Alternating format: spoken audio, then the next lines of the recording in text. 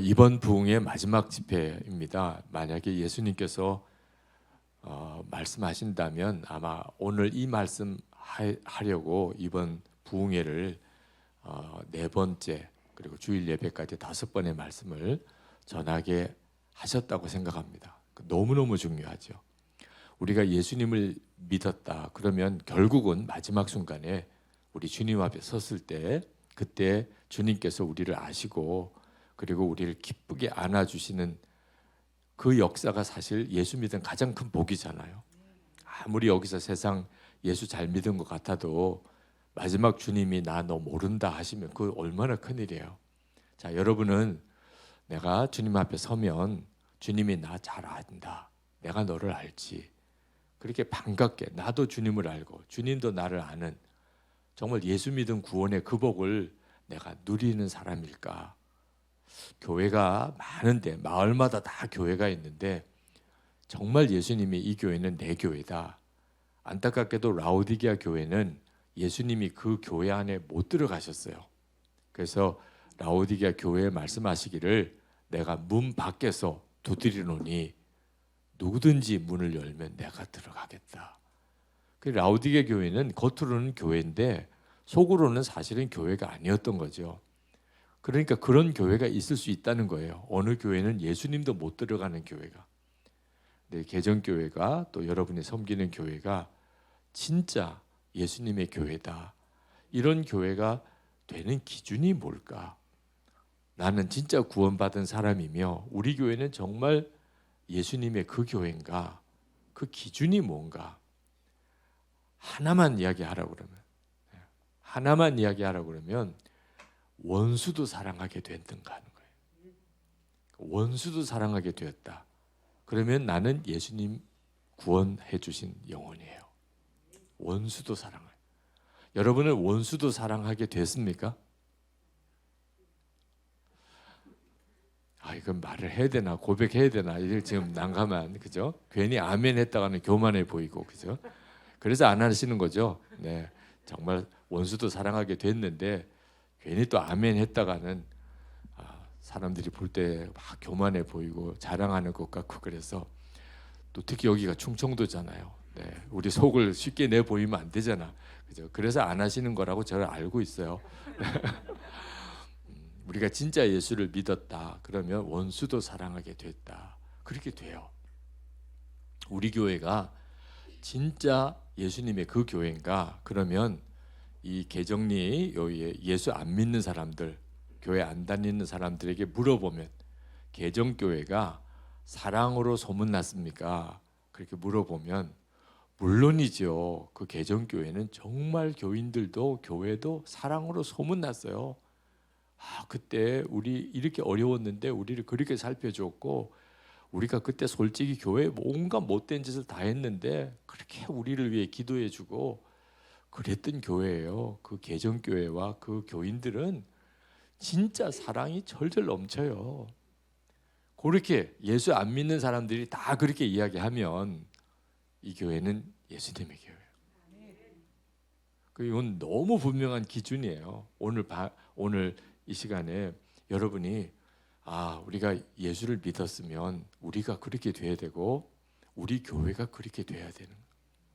참 안타까운 것은 예수 안 믿는 사람들이 교회에 대하여 가지고 있는 생각이 뭐냐면 싸우는 데인 줄 알아요. 이 마을에 있는 사람들은 교회 사정을 다 알아요. 모를 수가 없죠. 그 교인이 다 마을 같은 사람들이니까. 그래서 세상 사람들도 교회 안에서 무슨 일이 벌어지는 것을 조금 지나면 다 알아요. 어쩌면 교회보다 더 잘 알아요. 어느 목사님이 테니스를 이렇게 치시는데 동네 분들하고 근데 그 테니스 함께 치시는 그 예수 안 믿으시는 분들이 그렇게 이야기하더래요. 목사님, 아무개 집사라는 분은 그 사람은 진짜 예수 믿는 사람. 그런데 그 아무개 집사는 완전히 가짜예요. 세상 사람이 다 심판하고 있더래. 자기들이 이렇게 사귀어 보니까 그 아무개 집사는 진짜 예수 믿는 사람이 있더래. 근데 그 아무개 집사는 완전히 가짜더래. 그래서 목사님이 깜짝 놀랐다는 거예요. 어떤 사람이 진짜 구원받을 사람인지 아닌지를 예수 안 믿는 세상 사람이 알더라는 거예요. 그렇게 되게 돼 있어요. 근데 너무 안타까운 것이 세상 사람이 교회를 싸우는 데인 줄 아는 거예요. 워낙 싸우니까. 싸우고 뭐 이 교회는 뭐 목사님하고 교인하고 사이가 안 좋고 뭐 교인과 교인 사이가 안 좋고 그런 일들을 실제로 우리도 많이 겪었기 때문에 뭐라고 대답할 말이 없어요. 이게 정말 속상한 거예요. 있을 수가 없는 일이 일어난 거죠. 이건 정말 있을 수가 없는 일이에요. 근데 제가 어릴 때부터 정말 교회에서 자라면서 정말 마음이 괴롭고 힘든 것이 어른들이 싸우는 것이었어요. 교회 어른들이. 그러니까 초등학교 다닐 때는 다 교회 다녔어요. 동네 친구들 다 교회 나왔어요. 중학교 들어가고 고등학교 들어가면서 하나둘 떨어져 나가더라고. 나중에는 고등학교 졸업할 때쯤 돼서는 동네 친구들 교회 안 나와. 제가 살던 곳이 부산이었는데 부산이 워낙 불교세가 세니까 그러기도 했지만 제 마음에 어른들이 싸우는 것을 보고 교회 장로님, 권사님 뭐 어른들이 교회 안에서 이렇게 싸우는 걸 아이들이 다 알아요. 그러니까 하나둘 교회를 떠나는 거예요. 정말 무서운 일이죠. 근데 왜 이렇게 교인들끼리 싸울까? 세상에서 원수 지어도 하나님이 용서하고 사랑하게 하는 게 복음인데 같은 예수 믿지 않는 사람들끼리 왜 싸울까? 이유를 이제는 좀 알겠어요. 왜냐하면 예수 믿고 구원받는 조건이 믿기만 하면 된다. 예수님을 믿기만 하면 구원받는다. 이걸 오해를 하는 거예요. 예수를 믿기만 하면 구원받습니까? 아멘이에요. 이건 복음이에요. 믿기만 하면 구원받아요. 그런데 싸워도 된다는 말은 아니잖아. 그죠? 믿기만 하면 구원받는다는 말이지 싸워도 구원받는 데는 상관이 없다. 그런 말은 아니잖아요. 근데 그렇게 이해를 하는 거예요. 싸워도 예수를 믿으면 구원받는다. 참 신기하게 어떻게 그렇게 연결시키나 몰라. 예수를 믿었으니까 조금 싸워도 구원은 결국은 받을 거다. 완전히 속고 있는 거예요. 여러분, 예수님을 믿어도 우리가 미워하고 싸우고 살면 그러면 구원 못 받아요. 성경에 그렇게 나와 있어요. 한번 성경을 좀 찾아볼게요. 혹시 잘 찾으실 수 있는 분들은 빨리 찾아보시고 그렇지 않으신 분들은 옆에 성경 구절이라도 써놓으세요. 마태복음 5장 22절 굉장히 중요해요. 마태복음 5장 22절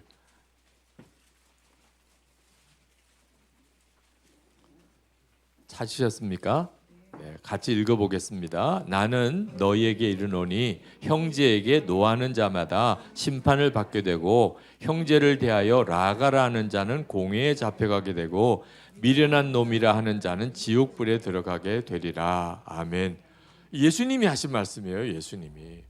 그러니까 예수님이 하신 말씀이 형제끼리 서로 싸우고 노하고 그리고 형제를 욕하고 형제를 미련하다고 그렇게 말하는 사람은 지옥불에 가게 될 거예요. 와, 이거 엄청나게 심각한 말씀이죠. 그러니까 여러분 교인들끼리 사이에 누구를 흉보고 누구는 좀 문제가 많고 그리고 서로 이렇게 서로 얼굴 붉히고 다투고 싸우는 일이 매우 중요한 문제예요. 그럴 수도 있다고 넘기면 안 돼요. 예수를 믿었으니까 좀 싸우고 살아도 아니라니까요. 주님이 그렇게 말씀하셨대요.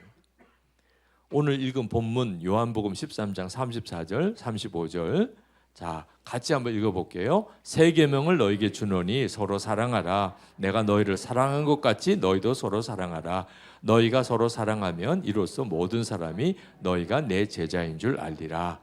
여기 믿음이라는 언급이 없어요. 그냥 사랑하면 너희가 내 제자인 줄 알 텐데 어느 정도 사랑하면 예수님이 우리를 사랑한 것처럼. 그러니까 우리 수준의 사랑하는 거 말하는 거 아니에요. 예수님이 우리를 사랑한 것처럼 그렇게 서로 사랑하면 너희가 내 제자인 줄 알 거예요. 그럼 그렇게 사랑하지 않으면 예수님하고 상관없는 사람이라는 뜻이에요. 요한일서 3장 10절, 요한일서 3장 10절 말씀. 이러므로 하나님의 자녀들과 마귀의 자녀들이 드러나나니 무릇 의를 행하지 아니하는 자나 또는 그 형제를 사랑치 아니하는 자는 하나님께 속하지 아니하니라. 형제를 사랑하지 않는 사람은 하나님께 속하지 않았어요. 요한일서 3장 14절 15절 우리는 형제를 사랑함으로 사망에서 옮겨 생명으로 들어간 줄을 알거니와 사랑하지 아니하는 자는 사망에 머물러 있느니라. 그 형제를 미워하는 자마다 살인하는 자니 살인하는 자마다 영생이 그 속에 거하지 아니하는 것을 너희가 아는 바라. 형제를 미워하는 사람, 누군가를 이렇게 미워하는 사람은 하나님께 속하지 않았다. 이제 여러분들은 미운 사람 없지요? 아직도 있어요? 어떻게 하려고 그래요? 아니 아직도 누군가를 미워하는 마음 가지고 있어요? 아니 정말 예수 믿고 구원받는 게 우리에게 있어서 가장 큰 복인데 미워하면 하나님에게 속하지 않았다. 히브리서 12장 14절에 모든 사람과 더불어 화평함과 거룩함을 따르라. 이것이 없이는 아무도 주를 보지 못하리라. 모든 사람과 더불어 화평함과 거룩함을 따르라. 이것이 없으면 주님을 뵙지 못할 거라. 그러니까 여러분, 자 이제 내가 교회를 다니는데 예수 믿었어요. 예수님이 나 위에 십자가에 달려 죽으셔서 내 죄를 다 사해 주셨어요. 내가 그걸 믿어요. 그러면 그런 구원받을 믿음을 가진 거죠. 그러나 내가 누구를 미워하고 화내고 다투고 싸우고 그러면 그 사람은 구원받은 증거가 없는 사람이에요. 자, 천국에 들어갈 때 어떤 일이 벌어질까? 요한계시록에 나와요. 천국에 들어갈 때 요한계시록 21장 26절 27절에 사람들이 만국의 영광과 존귀를 가지고 그리로 들어가겠고 무엇이든지 속된 것이나 가증한 일 또는 거짓말하는 자는 결코 그리로 들어가지 못하되 오직 어린 양의 생명책에 기록된 자들만 들어가리라. 그러니까 우리가 천국에 들어갈 때 그냥 예수 믿습니다 이러고 통과해서 들어가는 게 아니고 생명책에 기록된 사람만 들어가요. 여러분의 이름이 생명책에 기록된 사람. 그러니까 천국에 들어갈 때 아마 이렇게 될 것 같아요. 일단 접수처가 있어요.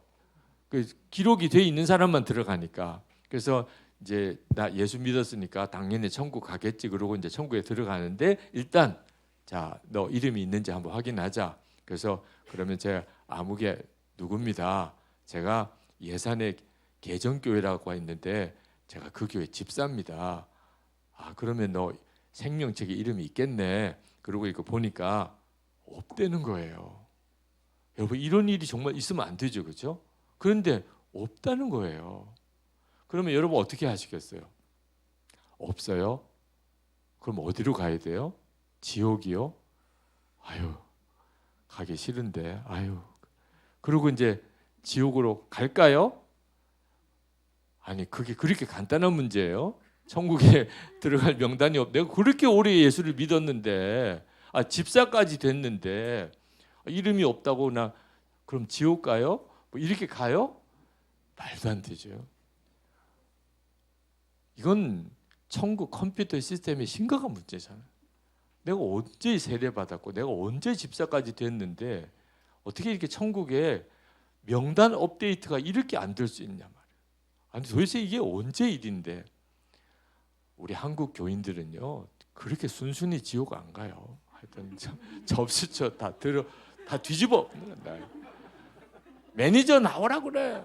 우리는요 그냥 순순히 지옥 안 가. 이게 순순히 갈 문제가 아니잖아, 그죠? 그러면 이제 베드로 사도가 막 달려 나와요. 왜 접수처에만 난리 났다 그래서 또 한국 교인 왔나 보다. 한두 번 겪은 일이 아니시니까.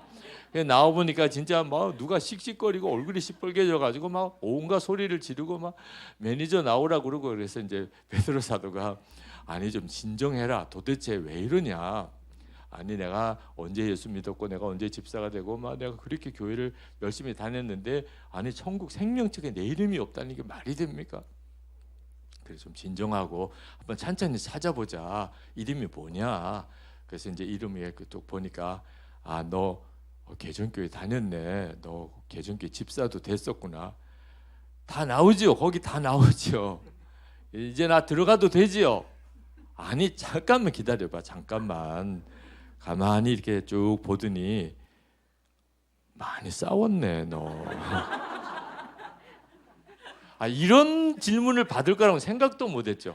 너 많이 싸웠네. 너 고집사랑도 뭐 보통 사이가 아닌 것 같고 너 생각해 보니까 그런 일이 있었네. 보니까 내가 뭐 정말 어떤 집사하고도 싸우고 막 내가 교회에 있는 동안에 막 화도 엄청 내고 한 번은 막 소리도 막 버럭버럭 지르기도 했고.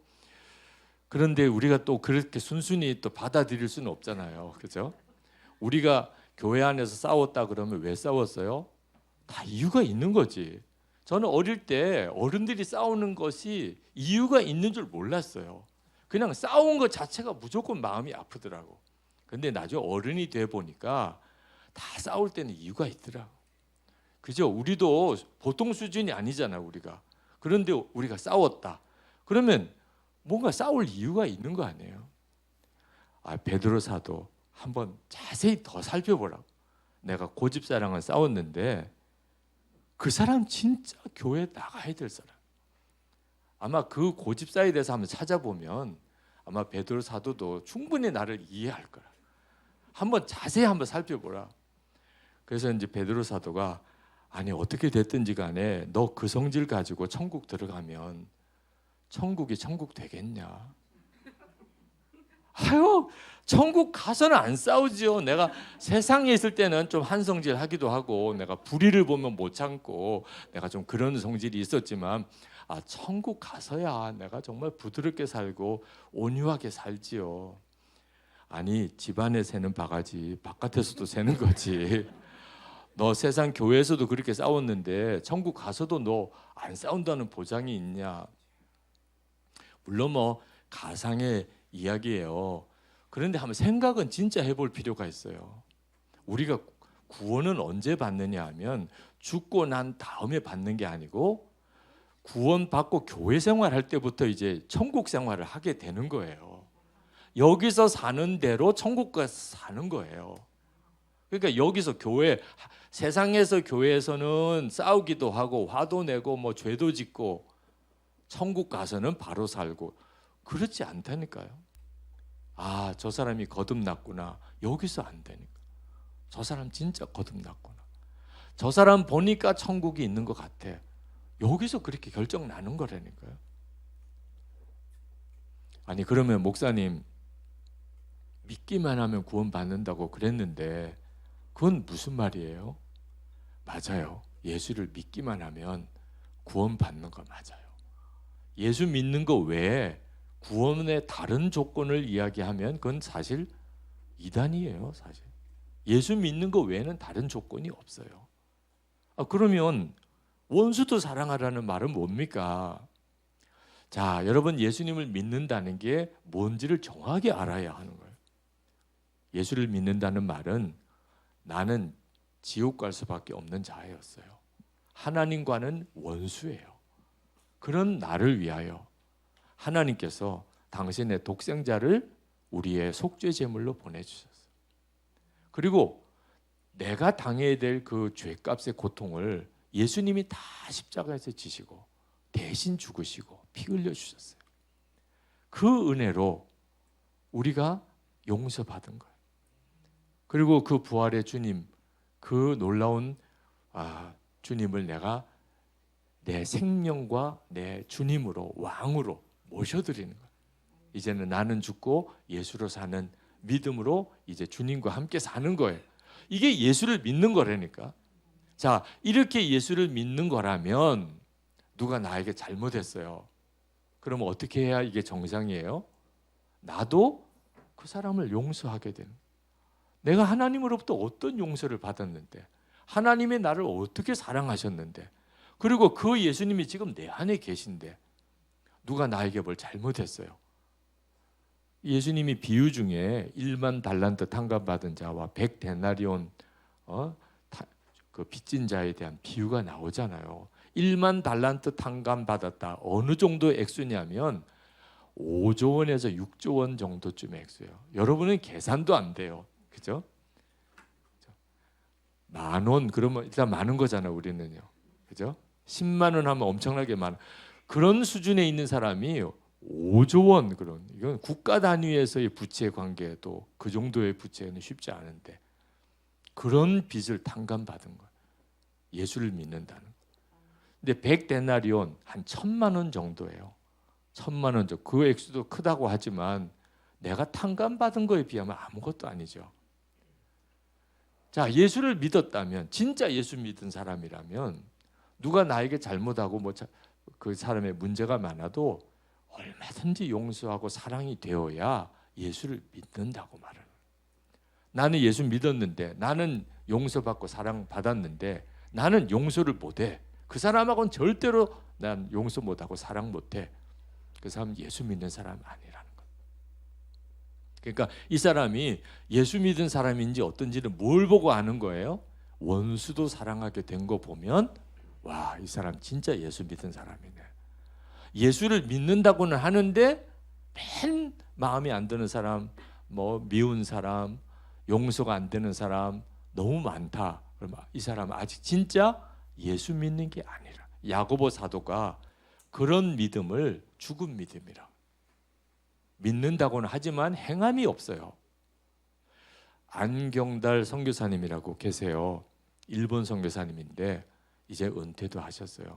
근데 그 안경달 선교사님이 교장 선생님이셨어요. 근데 어릴 때 형이 일본 사람에게 맞아 죽었어요. 그래서 일본 사람들은 도무지 용납이 안 되고 용서가 안 되는 정말 철천지 원수. 그렇게 미울 수가 없어요. 근데 어머니는 얼마나 더 속상하겠어요. 근데 어머니가 예수 믿으시고 돌아가실 때 일본 사람 용서해라. 그리고 유언까지 하셨어요. 하도 일본 사람 미워하니까. 그 정도면 용서도 해야 되잖아요. 근데 난 절대 용서 못해. 그런데 어느 날 성령 체험하던 날 주님이 그 안경달 교장 선생에게 물었어요.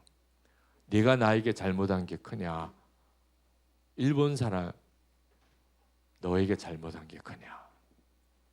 성령 받고 나니까 제가 하나님께 잘못한 게 훨씬 큽니다. 그런데 너는 어째 일본 사람 용서 못한다고 하느냐?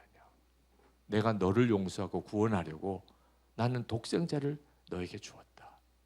그런데 너는 어떻게 일본 사람 용서가 안 된다고 하느냐? 거기서 확 꺾어진 거예요. 그동안 일본 사람 미워했던 그 죄를 속죄하고 싶은 마음으로 교장 다 사표내고 그리고 일본 선교사로 간 거예요. 이게 예수를 믿는다는 거예요. 예수를 믿으면 그러면 용서가 돼요. 엄청난 사랑과 하나님의 용서를 경험을 하고 사니까. 그리고 나를 위해 죽으신 그 주님이 나와 함께 계신데 어떻게 용서 안 할 수가 있어요? 사랑하지 못하면 구원 못 받는다. 그런 말 아니에요. 믿음으로만 구원 받는다는 말이 맞아요. 그런데 사랑이 안 되면, 용서가 안 되고 사랑이 안 되면 빨리 십자가 복음으로 돌아가야 돼요. 왜냐하면 뭐가 문제가 생겼어요. 지금 예수님으로 인하여 내가 구원받고 그 예수님을 모시고 사는 이 믿음에 문제가 생긴 거예요. 그러니까 사람이 용납이 안 되는 거예요. 도무지 용서가 안 되는 거예요. 저희 교회 장로님 한 분이 진짜 용서가 안 되는 사람이 있었어요. 사업을 같이 하던 분이 자기를 속이고 그리고 엄청난 재정적인 짐만 이 장로님에게 지우고 도망가 버렸어요. 그래서 지금까지도 경제적으로 어려우세요. 하여튼 그 사람만 만나면 죽이고 싶은 거야. 죽이고. 얼마나 자기도 가족도 자녀들도 고생을 했는지. 그런데 어느 날 만났어요. 만나서 그 사람이 잘못했다 용서해달라. 그래도 용서가 쉽지 않은데 얼마나 뻔뻔하게 다 장로님에게 책임을 미루는 거예요. 거짓말을 해가면서 장로님이 다 책임이라고, 자기는 아무것도 잘못한 게 없다고. 순간 막 화가 확 일어나. 그리고는 자기 앞에 있는 과일 깎는 칼을 가지고 그 사람을 찔러 죽였어요. 피를 콸콸 흘리면서 쓰러진 사람을 보고서야 정신이 차리죠. 화가 나기는 했어. 도무지 죽이고 싶도록 미웠어요. 그런데 막상 사람을 죽이고 나니까 그제서야 내가 이게 무슨 짓을 한 거야. 막 너무너무 떨리고 이거 어떻게 하지? 그렇게 막 당황해 하다가 깼어요. 꿈을 꾼 거야. 꿈에 그렇게 사람을 죽인 거예요. 그리고는 이 장로님이요, 그 즉시로 하나님 앞에 무릎 꿇고 하나님 용서하겠습니다. 그동안에는 아무리 용서에 대한 설교, 사랑에 대한 설교를 들어도 나는 못해, 그 사람은 안 돼, 이렇게 했거든요. 근데 그 미워하는 마음이, 용서 안 하고 있는 그 마음이 자기에게 얼마나 큰 문제를 가져오는 걸 몰랐어요. 근데 꿈속에서 하나님이 그걸 깨우쳐 주셨어요. 내가 미워하고 있으면 무슨 결과가 오는지를. 즉시 용서하게, 하나님 용서할게요. 하나님 다 용서할게요. 우리가 몰라서 그런 거예요. 누가 나에게 뭐 잘못할 때 내가 그 사람을 용서하고 사랑하지 못하면 손해는 내가 받는 거예요. 하나님께서 왜 우리에게 그렇게 억울한데, 나는 아무것도 잘못한 거 없는데 피해만 봤는데 용서해라, 그 사람도 사랑해라, 왜 그렇게 하는지를 몰라서 그런 거예요. 그게 우리가 하나님이 정말 우리에게 은혜와 복을 주시려고, 용서 못하고 사랑 못하면 하나님의 은혜가 다 막혀버려요. 더 이상 역사를 못하세요. 그러니까 지금 많은 한국 교회가 용서하고 사랑하는 은혜의 문을 열지 않으니까 하나님께서 새 은혜로 부흥을 주실 수가 없는 거예요. 교인들 사이에 서로 다 앙금이 있고 원망이 있고 옛날에 뭐 서로 안 좋았던 일이 있고 그런 기억이 있고 다, 그러니까 다 은혜가 막혀버린 거라는. 우리는요, 솔직히 가족도 사랑하기가 어려워요. 그렇죠? 부부 사이에도 사랑만 하며 사나요? 가족도 사랑 못하고 살 때가 많아요. 부모님에게도 제대로 사랑한다는 표현도 못하고 살 때도 많아요. 그렇게 귀한 자녀들도 상처 주고 사는 일이 우리의 삶이에요. 아니, 가족도 사랑을 못하고 사는데 원수를 사랑하라, 말이 돼요? 그러니까 많은 교인들이 원수 사랑은 아예 꿈도 못 꿔요. 아니, 가족도, 같이 사는 가족도, 같은 교인들끼리도 서로 사랑하고 못 사는데 어떻게 원수를 사랑할 수 있을까? 그래서 여러분 정말 잘 알아야 돼요. 우리 노력과 결심으로는 절대로 안 되는 일이에요. 원수를 사랑하는 거. 그럼 어떻게 해야 되죠? 십자가 복음이 분명해야 돼요. 십자가 복음이 뭐라고 그랬어요? 나는 죽고 예수로 사는 거잖아요. 나는 죽고 예수로 사는. 그러니까 내 노력과 열심으로는 안 되는 일인데 그래도 되는 역사가 복음이에요. 나는 죽었습니다. 도무지 용서 안 되고 사랑이 안 되고 그랬던 나는 죽었어요. 예수님과 함께. 이제 나는 어떻게 살아요? 예수님의 생명으로 사는 거예요. 예수님은 용서 못할 사람이 있을까요? 예수님이 사랑 못할 사람이 있을까요? 없잖아요. 그러니까 예수님으로 생명으로 살게 되니까 용서도 되고 사랑도 되는 거예요. 그러니까 여러분 앞으로 도무지 용서할 수 없는 사람, 도무지 사랑이 안 되는 사람을 만나면 용서해야지, 용서하라고 그랬어, 사랑해야지, 사랑하라고 그랬어, 그렇게 해가지고는 안 돼요. 우리 힘으로 되는 거라면 예수님 십자가에 죽으실 이유도 없죠. 안 되는 일이에요. 아무리 용서하려고 그러고 아무리 사랑하려고 그래도 안 돼요. 그러면 안 되는 건가? 아니에요. 나는 죽었습니다. 그게 답이에요. 도무지 용서가 안 되고 도무지 사랑이 안 되는 사람, 지금 막 생각나는 사람 있잖아요. 그죠? 말하라고는 안 하겠지만 하여튼 지금 도무지 용서가 안 되는 사람, 정말 미워하고 살았던 사람, 그런 사람이 있잖아요. 그 사람 어떻게 사랑하라고요? 나는 죽었습니다. 나는 죽었습니다. 주님, 나는 죽었습니다. 그러면 참 놀랍게도 내 안에 내 생명이 되신 예수님께서 그 영혼을 향한 마음을 나에게 깨닫게 하시고 부어주세요. 그래서 도무지 용서가 안 되는데 용서를 하고, 사랑이 안 되는데 사랑을 하게 하시는 거예요. 이것이 실제로 우리에게 체험이 되어야 이제 예수님을 진짜 믿은 거예요. 나는 죽고 예수로 사는 가장 놀라운 실천이 뭐냐면, 원수 같은 사람, 도무지 가시 같은 그 사람을 용서하고 사랑하게 되는 것. 아, 이 사람이 진짜 예수 믿는 사람이구나. 저는 우리 개정교회 교인들, 오늘 또 이 성회에 같이 오신 여러분들이 이제 진짜 내가 예수 믿는 구원받은 그 사람인가, 우리가 앞으로 살아가다가 보면 진짜 미운 사람, 가시 같은 사람 계속 만나게 돼요. 그때마다 나는 죽었습니다. 그때 주님이 그 사람도 사랑하고 용서할 마음을 부어주시면 그 예수 믿은 사람이에요. 제가 한 번은 북경에 유학생 수련회 갔다가 어느 자매 상담을 했어요. 근데 그 자매가 북경 대학원에 박사 과정을 밟고 있는 아주 똑똑한 자매인데, 무슨 문제 때문에 상담을 하려고 하냐 그랬더니 하나님께서 아버지 미워했던 거 회개하고 아버지에게 사랑한다는 말을 가서 하라, 그런 마음을 주신다는 거예요. 그러면 그렇게 하라고 그랬더니 그렇게 울어요. 무슨 사연이 있나 보다. 그리고 이제 마음을 좀 안정시키고 들어보니까 아버지가 자기 어릴 때 엄마가 있는데도 어떤 여자를 집에 데려와요. 새엄마라는 거야. 그리고는 엄마는 집에서 내쫓았어요. 엄마는 화병으로 1년도 못 가서 돌아가셨어요. 그런 일을 그 어릴 때 겪은 거예요. 그리고는 그 새엄마 밑에서 자란 거예요. 자기는 진짜 끔찍했대요. 어린 시절이. 항상 마음에 고등학교만 졸업하면 집을 나갈 거야.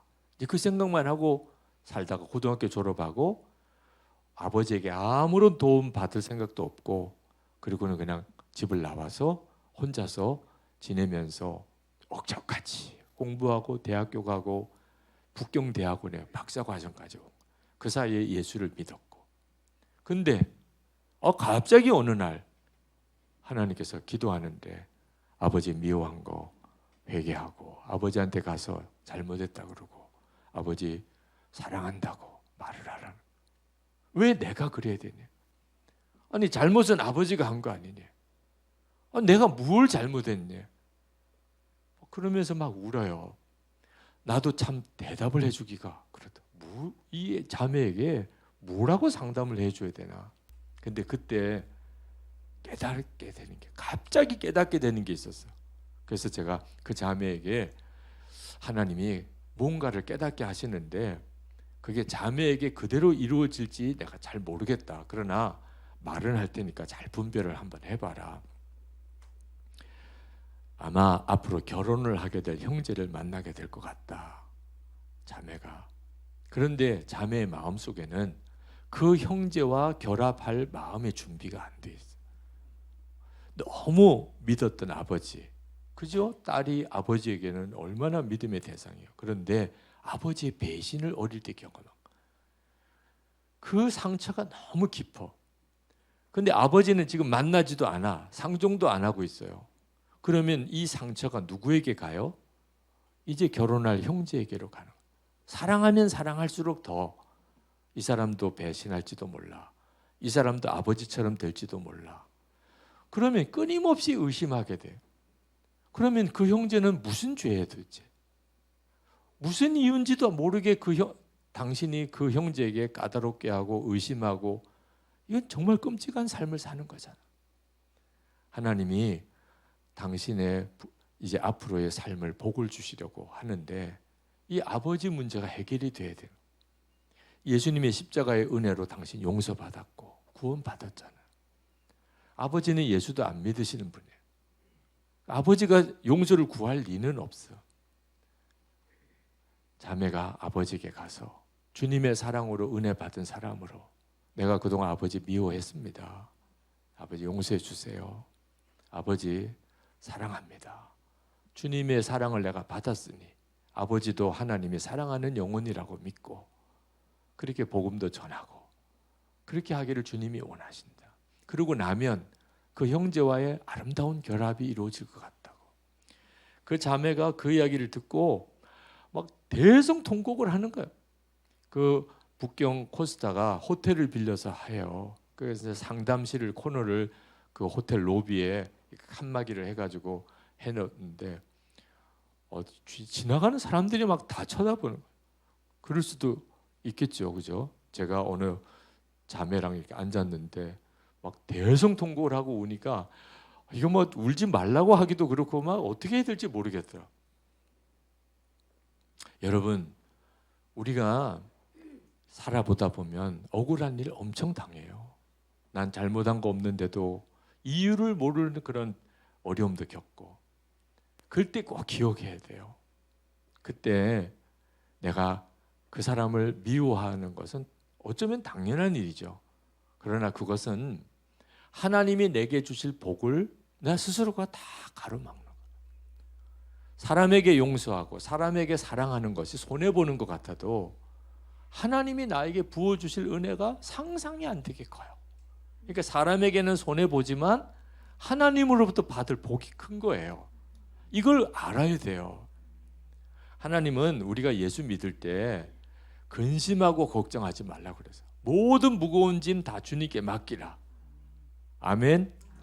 그 예수 믿는 복이에요. 앞으로 여러분이 살아가는 동안에 근심, 걱정, 염려 다 주님께 맡기는 거예요. 이제 예수를 믿었으면. 왜? 예수님이 내 생명이시니까. 그러니까 내 인생은 주님이 다 책임지는 거예요. 걱정, 근심하는 것은 내가 내 인생을 책임지니까 그런 거죠. 예수 믿었으니까 무거운 짐, 근심, 걱정, 염려 다 주님께 맡겨. 아무것도 이제 근심하지 말고 염려하지 말고 주님만 믿으라. 그죠? 근데 우리가 어릴 때부터 근심 걱정하고 살았잖아요. 그래서 이제 근심이 우리에게 너무 정이 들었어요. 떼기가 참 어려워. 그래서 성도들에게 근심하지 말라 그러면 근심을 해요. 내가 이게 근심 안 해도 되나? 내가 지금 이 문제가 많은데 이거 걱정 안 해도 되나? 걱정 안 하는 게 더 걱정이 돼. 참 지긋지긋하게 들러붙어 있는 게 근심 걱정이거든. 그러니까 주님이 아무것도 하지 말고 근심 걱정하지 말라 그러면 우리 너무 힘들어할까 봐 하나만 하라고 그랬어요. 뭐만 하라고 그랬어요? 사랑만 하라. 그러니까 근심 걱정을 하지 말고 사랑만 하라. 근심 걱정도 하고 사랑도 하라 그랬으면 죽으라는 거지, 그죠? 네, 근심 걱정은 하지 말고 뭘 먹을까 입을까, 뭐 남편, 아내, 부모, 자녀 더 이상 걱정하지 말고 믿고 기도하고 주님께 맡기고 감사함으로 취하고 이미 응답 받은 줄 믿고 그렇게 살아도 돼요. 그런데 꼭 해야 될 거 하나가 있는데 사랑만 하라는 거야. 사랑만 하라. 여러분 절대로 잔소리하지 마세요. 사람 고쳐보려고 남편에게 잔소리하고 아내에게 잔소리하고 뭐 자식에게 잔소리하고 잔소리해서 사람이 바뀌는 거라면 성경에 하라고 했을 거예요. 그죠? 창세기 1장 1절부터 잔소리를 하거라, 계속 하거라, 끝까지 하거라 그랬죠. 근데 성경에 어디 봐도 잔소리 하라는 말이 안 나오잖아요. 그런데 우리는요 계속 마음의 염려 때문에 잔소리 하다가 오히려 일을 더 그르쳐요. 주님은 어떻게 하라고 그랬어요? 사랑만 하라는 거예요. 사랑, 주님이 책임져 줄 테니까 믿고 맡기고 사랑만 하라. 여러분 이거 진짜 그렇게 해야 돼요. 그게 바로 예수님 모시고 사는 성도의 능력이에요. 예수님이 내 안에 계신 것을 실제로 믿지 못하면 못해요. 예수님이 내 안에 계신 것이 정말 믿어지면 돼요. 근심 걱정 안 하고 사랑만 해요. 그러면 주님이 그 사람에게 역사해요. 제가 선한목적교회에 가서 큰 예배당 건축을 책임을 맡았어요. 예배당 짓다가 중단이 돼버린 교회예요. 근데 예배당은 잘 지었는데 빚이 너무 많아졌어요. 벌써 지금 생각하면 한 17년, 8년 전인 그때 예배당 건축 부채만 240억, 매주마다 이자만 4천만 원씩 내요. 그걸 어떻게 감당해요? 교인이 그렇게 많은 것도 아니고. 근데 예배당 건축 끝난 2006년에 부도가 나게 됐어요. 장로님이, 재정 장로님이, 목사님, 우리 교인들이 헌금한 것으로는 이자도 못 갚는다. 이제 부도가 날 것 같습니다. 가슴이 철렁 내려앉는데 대책이 없어요. 교인들에게도 힘이 없어요. 근데 그때 미국에서 부흥회를 해야 될 일정이었어요. 미국에 도무지 사정상 부흥회 못 가겠다 그랬더니 말도 안 된대. 다 벌써 광고하고 다 잡아내니까 무조건 와야 되는데, 당신 교회 부도가 나든지 말든지 하든 부흥회를 와야 된대. 그래서 부흥회를 가야만 됐어요. 근데 미국 가서 보니까 막 시차도 완전히 반대예요. 그리고 뭐 아침, 점심, 저녁으로 식사 대접하고 또 집회가 계속 이어지고, 교회 사정을 다 잊어버렸어요. 미국 가서. 언제 생각났냐면 한국 오는 비행기에서 생각이 났어요. 한국 간다. 아무리 미국이 좋아도 이제 집에 간다. 너무 편안한데 갑자기 순간 교회 부도가 난다. 그 순간에 심장 쇼크가 왔어요. 마치 누가 칼을 정말 심장에 꽂는 것이면 이렇게 아플까. 엄청난 통증이 오는데 숨을 못 쉬겠어요. 스튜어디스한테 어떻게 요청을 할 수도 없을 정도로 그렇게 숨이 막혀서 웅크리고 이렇게 죽나, 이런 생각이 들었을 정도. 그때 제가 하나님께 드렸던 기도가 나는 죽었습니다. 사실 그동안에 제 삶에 힘들고 어려웠던 고비가 있을 때마다, 시험이 닥쳐올 때마다 드렸던 기도는 그거밖에 없어요. 난 죽었습니다. 이제 내가 사는 거 아니고 내 안에 예수님이 사시는 거. 선한목자교회 내가 담임이 아니고 예수님이 교회의 책임을 다 지어주시는 분이다. 그런 믿음의 고백이에요. 나는 죽었습니다. 이젠 다 주님이 하시는 겁니다. 근데 그 나는 죽었습니다라는 고백을 몇 번 하는데 정말 놀라웠게 쫙 통증이 사라지더라고요. 숨이 이렇게 쉬어지면서 살았다, 그런 생각이 드는데, 살았다는 느낌도 들면서 동시에 교회의 문제가 해결이 될 거다, 그렇게 더 믿어지는 거예요.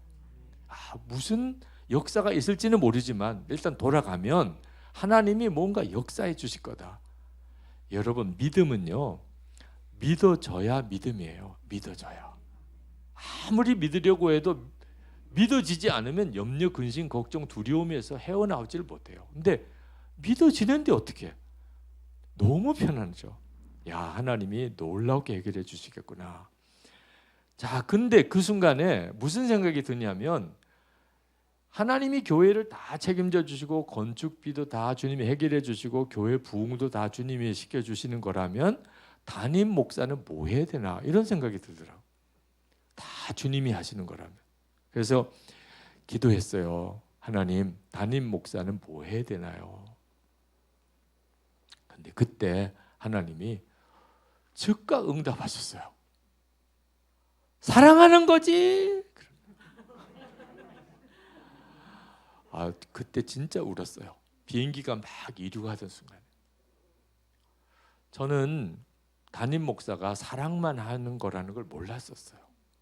설교 준비도 해야 되고 목회도 하고 신방도 하고 어떤 교회 부흥도 시키고 예배당도 건축하고 빚도 갚아야 되고, 그런 게 담임 목사가 하는 줄 알았어요. 근데 그건 다 주님이 하시는 거예요. 주님이 해주셔야 되는 거예요. 저는 그냥 교인들 사랑하고 장로님 사랑하고 부목사 사랑하고 만나는 사람 사랑하고 그것만 제가 하는 일이에요. 나머지는 다 주님이 하시고. 그걸 제가 모르고 목회를 했으니 얼마나 창피해요. 너무 하나님 앞에 부끄럽고, 그리고 또 하나, 사랑만 하면 된다니까. 근심 걱정 염려 다 주님께 맡기고 사랑만 하면 된다니까. 이거 얼마나 행복해요. 그래서 또 울었어요. 여러분들도 아마 여러분 나름대로의 문제들이 다 있으실 거예요. 집에 가도, 그죠? 가족들 안에 문제가 있을 거고, 교회는 교회대로 또 문제가 있을 거고, 앞으로도 여러분이 살아가는 동안에 그런 일들을 많이 만날 거예요. 근데 여러분 꼭 기억해야 돼요. 이제 예수를 믿었으니까, 나는 죽고 예수로 사는 믿음을 가졌으니까 이제는 부딪히기만 해봐, 사랑할 거야. 걸리기만 해봐, 하여튼 사랑할 거야. 그게 우리가 하는 일이에요. 하여튼 가다 보면 부딪히는 사람이 있을 거 아니에요. 그러면 확 사랑만 해주는 거야. 걸리기만 해봐, 하여튼 사랑할 거야. 우리 개정교회 교인들끼리도 그죠? 뭐 주방에서 만나든 뭐 안내하면서 만나든 뭐 교회 전도 나가서 만나든 교회에서 무슨 성경 공부하면서 만나든 만나다 보면 부딪히는 일도 있겠죠, 그죠? 그러면 그냥 확 사랑해 주는 거야. 걸리기만 해봐, 하여튼 걸리기만 해봐, 하여튼 확 사랑해 줄 거야. 집에서도 똑같아요. 집에서도 하여튼 걸리기만 해봐, 하여튼 내 눈에 보이기만 해봐, 하여튼 확 사랑해 줄 거야. 그렇게 사는 거예요. 그게 나는 죽고 예수로 사는 사람의 놀라운 복이에요. 이제 사랑만 하면 돼요. 내 문제는 주님이 다 책임져 주셨어요. 그렇게 살다 보면 하나님의 역사가 나타나요. 여러분 가시 같은 사람, 여러분의 삶 속에 지금 가족이나 교회에서나 직장에서나 여러분을 진짜 마음 아프게 하는 사람이 있잖아요. 너무 힘들게 하는 사람. 그런 사람이 가시 같은 사람인데 그 사람도 다 사명자예요. 여러분을 위한 사명자예요. 여러분을 위해서 하나님이 보내주신 사람이에요. 어떤 사명자냐? 여러분에게 힘들게 하고 괴롭게 하고 막 어렵게 하는 사람이 사실은 여러분에게 하는 말이 다 하나밖에 없어요. 나 사랑해봐라, 나 사랑해봐라, 이렇게. 진짜 사랑하기 어려운 사람이에요. 지금 그 사람이. 그런데 그 사람마저 사랑하게 되면 여러분이요, 복의 그릇이 엄청 커져요. 여러분의 영적인 힘이 엄청 커져요. 그 사람까지 사랑하게 되면 여러분이 사람을 엄청나게 품을 수 있는 사람이 되는 거예요. 그래서 하나님이 여러분을 위하여 그 사람을 보내준 거예요. 그 사람도 엄청 힘들어요. 여러분한테 가시 노릇 하느라고. 고생 많이 하고 있어요. 가시 노릇도 쉬운 일이 아니에요. 그러니까 여러분 이번 부흥회 끝나고 진짜 가시 같은 사람한테 선물 하나라도 해요. 뭐 손수건 하나라도 이렇게 사가지고 수고 많았습니다. 그동안에 왜 이런 거 주시냐 그러면 이유는 묻지 마시고 하여튼 고생 많았어요. 당신도 사명 감당하느라고 애썼어요. 진짜 정말 가시 같은 사람도 알고 보면 다 여러분을 위하여 세우신 하나님의 축복의 사람이에요. 그 어느 목사님이 교인을 그렇게 사랑하시는 목사님이 계셨어요. 그러니까 목사님이 교인을 그렇게 사랑하니까 이해가 안 될 정도로 그 목사님이 정말 사랑이 많으세요. 그러니까 교인들도 목사님을 사랑하게 되는 거예요.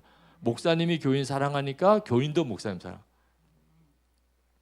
때때로는 목회자에게도 참 힘들게 하는 교인이 있거든요. 어느 교회나 보면 뭐 어느 목사님에게나 좀 까다로우신 분도 있을 수 있는데 그 목사님은요, 그렇게 힘들고 까다롭게 하는 분으로 소문난 분조차도 그렇게 사랑을 하시는 거예요. 사랑스럽대요. 그러면 된 거죠 뭐. 근데 왜 그러신가 하고 이렇게 알아봤더니 사연이 있더라고.